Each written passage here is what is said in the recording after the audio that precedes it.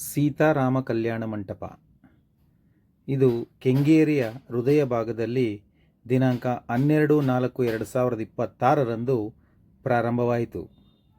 ಇದರ ವಿಶೇಷತೆ ಎಂದರೆ 300ರಿಂದ 400 ಜನಗಳ ಆಸನವನ್ನು ಒಳಗೊಂಡಿದೆ.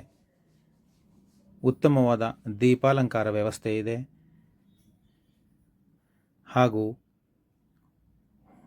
ಊಟದ ಹಾಲಿನ ವ್ಯವಸ್ಥೆಯು ಸರಿಸುಮಾರು 150 ಆಸನವನ್ನು ಒಳಗೊಂಡು ಉತ್ತಮವಾದ ಗಾಳಿ ಬೆಳಕು ಇದರ ವ್ಯವಸ್ಥೆ ಬಹಳ ಉತ್ತಮವಾಗಿದೆ. ಮತ್ತು ಪಾರ್ಕಿಂಗ್ ವ್ಯವಸ್ಥೆ ಅಂತೂ ಬಹಳ ಅನುಕೂಲವಾಗಿದೆ. ಈಗಿನ ಕಲ್ಯಾಣ ಮಂಟಪಗಳಲ್ಲಿ ಪಾರ್ಕಿಂಗ್ ವ್ಯವಸ್ಥೆ ಬಹಳ ಕಷ್ಟ.